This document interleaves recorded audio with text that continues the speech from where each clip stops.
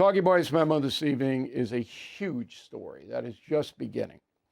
It's about the criminal investigation into the Russian collusion situation, and that is what we're going to get. This is going to be a hard news segment, all right? Not opinion, not floating around in the universe. This is what we know now. We're going to present it to you. If you have a pen and a paper to write it down, that would be good. Okay. Number one, MAGA and the committed right believe that there was a conspiracy from President Obama on down to create a phony story that Putin interfered with the U.S. election of 16 to favor Donald Trump. That's what MAGA and the right-wingers believe. And as you know, people believe what they want to believe. Okay. The left wing and the Democratic Party, they don't care. They are in the business of ignoring the story or refuting it if something big happens. But bottom line, massive corruption at the federal level, potentially, they don't care. That's where we are in the country. That's the big thing. Now, you'd say, okay, O'Reilly, that's your opinion that they don't care. I'll back it up. The Washington Post and New York Times split a Pulitzer, Prize for journalism, reporting on a phony story that didn't exist. Those papers got a Pulitzer. Pulitzer Company didn't revoke the award, and the newspapers didn't give it back. Fraud? Now, if they had debunked this story, the Post and the Times, then they should have gotten a Pulitzer, right? But to promote the story as reality, they were rewarded with a Pulitzer by the left-wing Pulitzer Company. Come on. I mean, come on. All right. Now, let's get to the hard news. Here are the top people involved in the criminal investigation that is just beginning.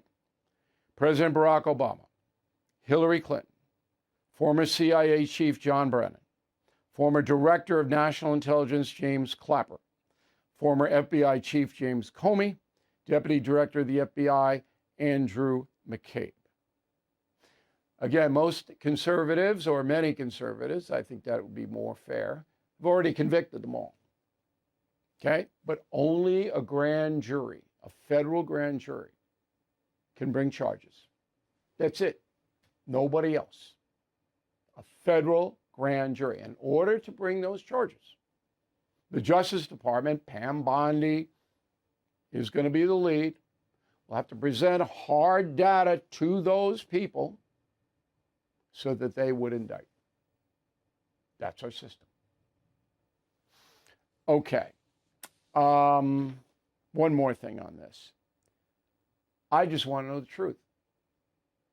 That's all I want to know. And if the truth is that President Obama didn't actively try to subvert the election or try to punish Donald Trump, I'm going to report that.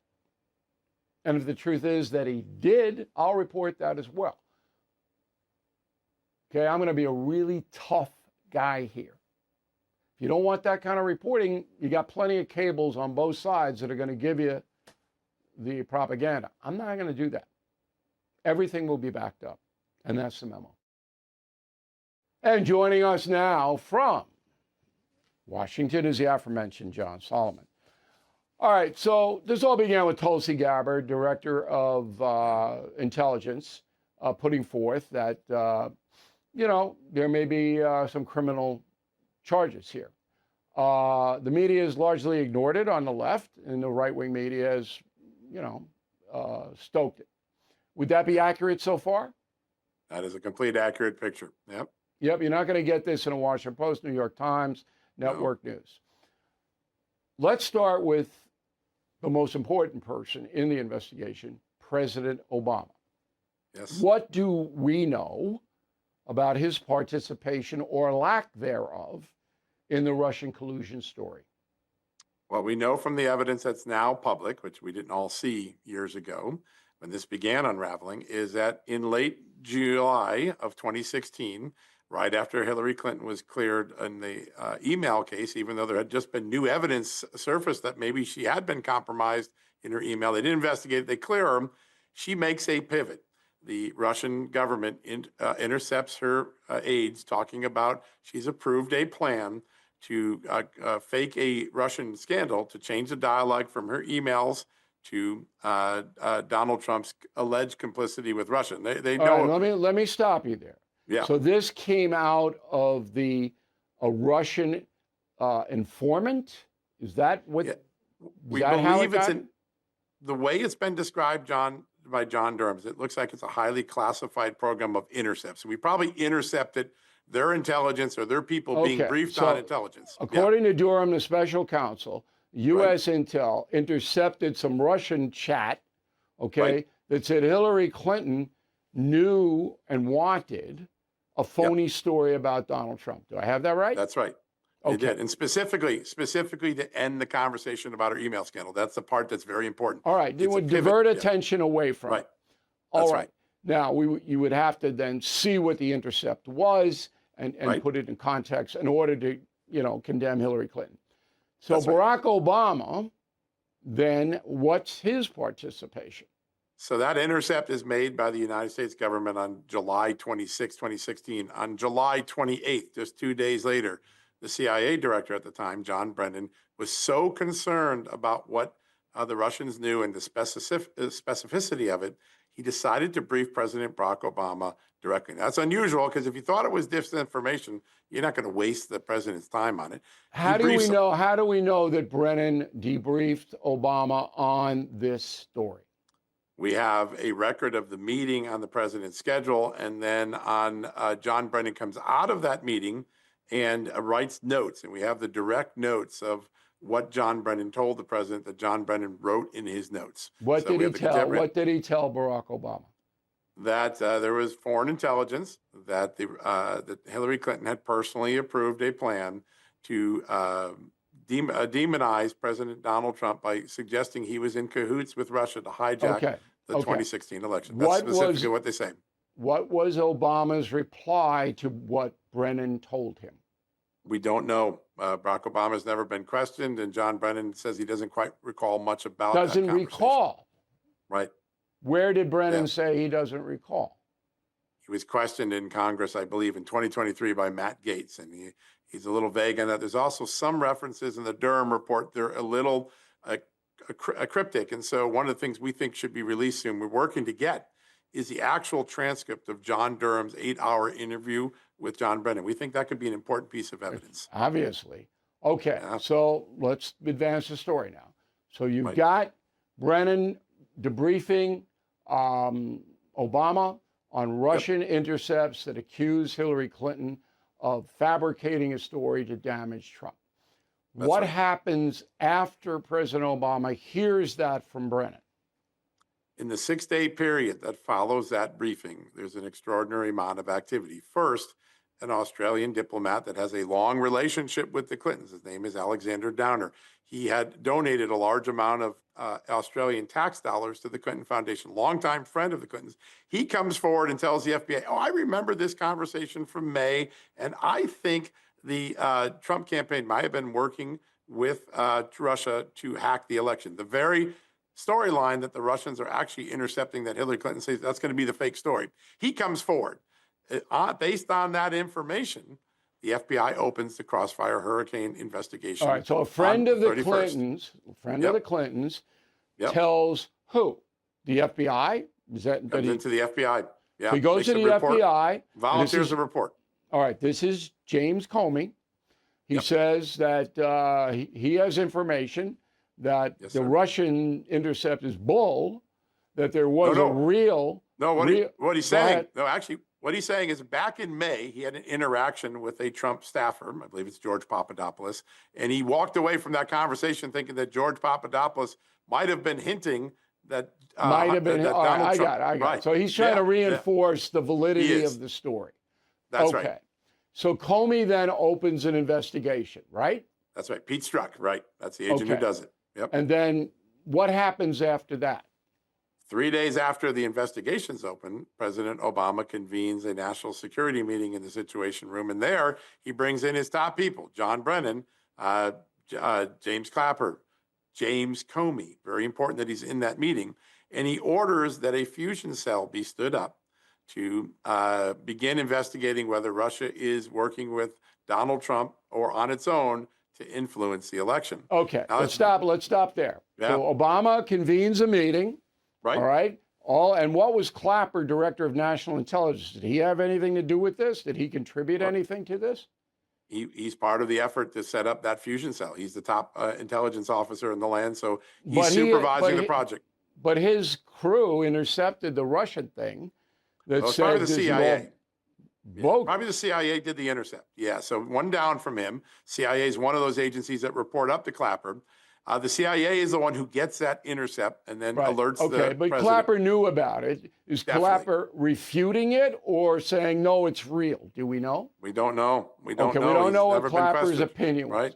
So Obama's got all his guys in there. Yep. And they're all talking about this back and forth. So far, if I were president, I'd have my guys in there too. Sure. I would be talking about this, right? Wouldn't you? I agree. Okay. I would. All right. So far, we have Brennan, little nebulous. We have Hillary accused of the mastermind of all this. Right. Then, after the meeting, Comey carries on his investigation, right? Yes, sir. He does. Does he come to a conclusion? He decides that it is worth, by September, escalating to the Foreign Intelligence Surveillance Court, the FISA court, the special spy court in America. So 2 months before the election, Comey uses this unverified information that's been challenged by the Russian intercept to get warrants to what? Eavesdrop on the Trump campaign? That's right. Specifically, Carter Page, which would give him a backdoor into the entire Trump campaign in Russia. So 2 months before, they're spying on the opposition party's campaign. Did Comey ever explain why he used unverified information to get a court-appointed wire? He has said that he thought it met the standards for the FISA warrant. We now know from the standards. Okay. That's right. We now know it didn't meet the standards. Right. Of course, it didn't, because the whole story's phony. All right. That's right. Yeah. From the beginning. All right. But then Obama did he step back and let the FBI do what they do, or did he get involved further? He stays out of it all the way through the election. Obviously, Donald Trump does the, I think, unthinkable for Democrats. He beats Hillary Clinton. Right. And then there's a very important pivot after that. Okay, well, I'll get to that in a moment. So from the time he held his cabinet meeting about the Russian collusion accusation to Election Day, Barack Obama really didn't have any kind of, he wasn't None that we know of. That we don't know of any other events, right? All right, he wasn't proactive. I mean, you'd have to have a whistleblower come up and say that he did. You know, he was behind it. All right, so after Trump beats Clinton, then Barack Obama swings into some kind of action. What was that? Yeah, let me give you 2 other little data points because I think they're going to be important as we go down this map. I don't want to lose the timeline for people. Okay. July 5th is the day that James Comey magically waved his magic wand and said, I'm absolving Hillary Clinton. The FBI doesn't have the right to do that, but he did it. We all remember. That's July 5th. Right. And remember what the Russians intercepted, that this was a pivot point, that Hillary wanted to change the conversation from her email scandal to a fake Donald Trump scandal. Right. That same day, July 5th, 2016, the same day she knows James Comey is clearing her, Christopher Steele walks into the FBI with the first version of his dossier. So literally on the exact same day, when people look and say, boy, these are some coincidences that are serious, the day that she's getting absolved is the day she starts the Steele dossier. She's paid for the Steele dossier. Steele walks in. Look, and that process the goes through. circumstantial evidence is overwhelming. Yeah, it's pretty big. Now, okay. One more date. While Obama's sitting president, not doing anything, in September, the intelligence community, James Clapper, James Brennan, all the experts, all 17 intelligence agencies say, listen, there's some evidence that Russia did the hacking on Hillary Clinton's emails. They're doing some typical countermeasures we normally see, but we do not believe that Vladimir Putin is trying to pick one candidate over the other. That is the assessment of all 17 agencies. So the belief is, all right, there might have been some normal funny business that Russia does every time, but they're just trying to sow mischief. They're not trying to pick one candidate over the other. That is the assessment. What did Brennan and Clapper say about that consensus? Anything on the record? They delivered it. They were the ones who delivered to the president. Okay. So at that point, they're backing their community. They didn't dispute not at all. Okay. Not at all. All right. So then in December, President-elect Trump is gathering his crew, and Barack Obama reinserts himself into this. What does he do? He does. There's an incredible moment that occurs just before he gets activated. Over the Thanksgiving holiday, so late November 2016, the intelligence community comes back and said, we think we were right. It is clear that Vladimir Putin didn't try to sway the election towards Hillary Clinton or Donald Trump. In fact, the best evidence of it is what's happened in October. In October of 2016, when most Americans are making up their mind about who they're going to pick, the debates are going on, that's the majority of Americans decide last minute, Vladimir Putin withdrew all of his countermeasures in the United States. He was not trying to drop any more damaging. Okay, and Obama acknowledges all of this? Well, it's briefed, right? It is briefed. So on the end of November, the Gang of Eight in Congress is briefed on this, which is our assessment that we gave you and the president in September appears to be accurate. And the best evidence is that last month of the election, Vladimir Putin pulled out. He had more shots he could have fired at Hillary Clinton. He doesn't fire them. He holds them back. And in fact, he seems resigned in October that he was going to have Hillary Clinton as a president. They briefed that to Congress, and now they're about to brief it to Obama. They're supposed to tell Obama that on December 9th. And a funny thing happens. Obama convenes a meeting on December 5th, approximately, and decides he wants a new intelligence assessment. The one he was about to get, we don't know. We don't know the reason. So he doesn't like this one. Yeah. He wants another someone doesn't like this one. That's right. And Congress has already been given the information. How do we know that? How do we know that Obama wanted a new intelligence assessment of Russian collusion? In the just declassified House Intelligence Committee report that did a review of this whole episode, there is a specific executive order that the House Intelligence Committee was showing that Barack Obama ordered a new intelligence assessment. A new assessment. Okay. What does that indicate? So maybe he just wanted to be 100% correct, or, you know, is there... Two possibilities.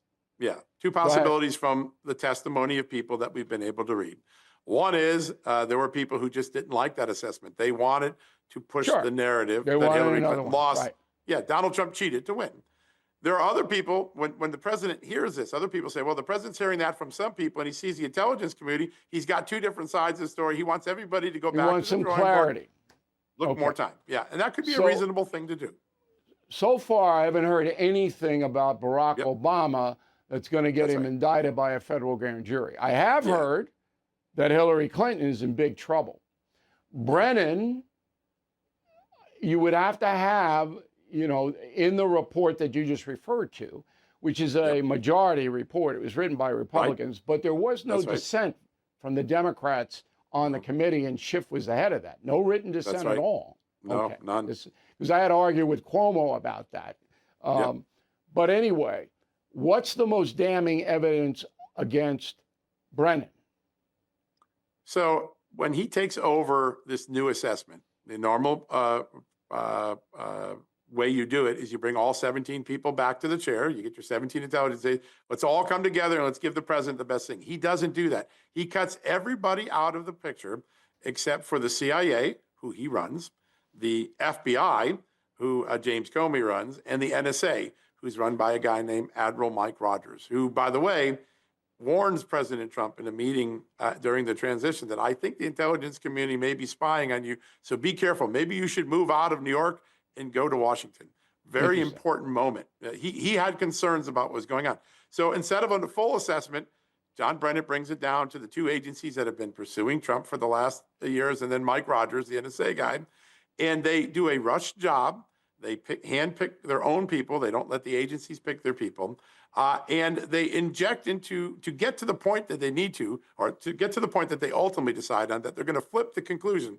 No, Vladimir Putin really was helping Donald Trump. They have to do two so things. the new assessment Right. that Obama ordered says that all of the other evidence is wrong, that Putin did try to undermine the election, correct? That's right. That is All correct. right. That's a So 180. Brennan has some debt. Looks like he's a Clapper. I don't know if he's got a deficit or not. Do you think he's in trouble? We don't know yet. Okay. Well, listen, he would know what was going on. He had to know what was going on. It's whether he promoted it or not. That's right. That's right. And then Comey had to know what was going on too, right? He definitely, because he is the guy that wants the Steele dossier put into the ICA, the intelligence assessment. There's only two things in the assessment that, according to the John Durham report and now the House Intelligence Committee report, that leaned into the notion that Vladimir Putin put his finger on the scale for Trump. The first is the Steele dossier, which was the phony. idea. It was, and by the way, totally in December, made up. It was already known to be phony. Right. Christopher Steele's but been he fired. wanted it. Comey wanted it in the record anyway. That's and a deficit. Brennan does Comey. that. Yeah, that's. And Brennan pushes his staff. Brennan's staff tells him, we've seen the emails, this would be a disgrace to the intelligence community to put this in an official assessment. It would harm all the other good work we've done. He orders it. He says, I don't care. You're putting it in. All right. And then let's there's one other let's thing. stop there. Yeah. Right. So it's a lot for the audience to absorb. It is. It is. So here's from what you have just told me, and I'm not challenging any of what you just told me. I think it's 100% accurate. It looks to me like there's not enough to go after Obama at this point. Right. There is enough to go after Hillary Clinton. Yep.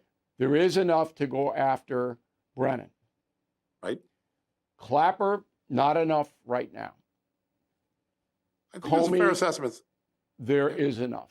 So it would be Comey's got Hillary, a lot of issues at this point. Brennan, and Comey would be the three that you could bring into a grand jury, a federal grand jury, and say they committed a massive fraud violating every election law. Yep.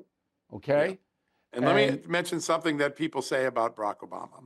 It's based on the evidence. And again, this is the contrarian side to that. I could argue Barack Obama would do what a president would do if there was conflict in front of him. The one thing that Barack Obama, we don't have an answer to, we need to press him. We've tried, he won't give us an answer, is after you knew that there was a suspicion that Hillary Clinton was setting this all in motion, and then you're told the FBI has opened up a fusion cell and they're looking at it, why didn't you say something? Are you sure that we're not, he doesn't seem to object to it? That's the one thing, that's a judgment thing. Yeah, I don't know if it's criminal, but it's a judgment question. You're never going to get it because he'll claim executive privilege if Congress calls him. He'll claim executive privilege if the FBI goes in to try to investigate him. That's right. And then the Supreme Court has ruled, as in the Trump case, that under the executive branch, got all kinds of powers.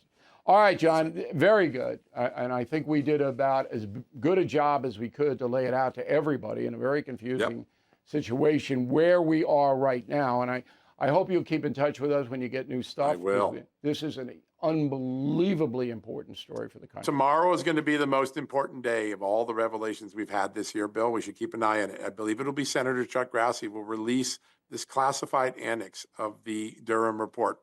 And in that report, we're going to learn something very important. We're going to learn that the FBI also knew, like Barack Obama, that Hillary had set this fake story in motion, and they decided to proceed with evidence that they knew was coming from Hillary Clinton. That's going to be the first time. It's a very important moment. That's a crime. And then it's important because one other thing. I want to take us just 1 week ahead, just because I'll leave them at a cliffhanger. But in January, for the first time, Barack Obama does something that a lot of people are deeply concerned about. In fact, an FBI agent wrote personal notes saying how concerned he was about it. After they released the Intelligence Committee assessment that's flip-flopped, the FBI has decided that Mike Flynn, the incoming National Security Advisor, did nothing wrong. They want to shut the investigation of Mike Flynn down. On the same day that Barack Obama is releasing this new Intelligence Committee assessment that does the 180-degree flip, he presides over a meeting at the White House. And at that meeting, they're told the FBI has cleared Mike Flynn, and they sit with Joe Biden and other top aides saying, how can we keep an investigation of Mike Flynn going, even though he's not done anything wrong? And they scheme up an idea. They talk about the Logan Act. That wasn't going to be applied, but they talked about it. And they come up with the idea, let's get him to an interview. Maybe that's he'll going lie to in be the a interview. separate case, though. That'll be a Yeah, it separate is, case but than this. might Sure. be viewed as a continuation of a conspiracy. That's what Sure. some people feel. All right. John Solomon, thanks again. Good We stuff. really appreciate it. Bill at BillO'Reilly.com, Bill at BillO'Reilly.com if you have any questions, okay?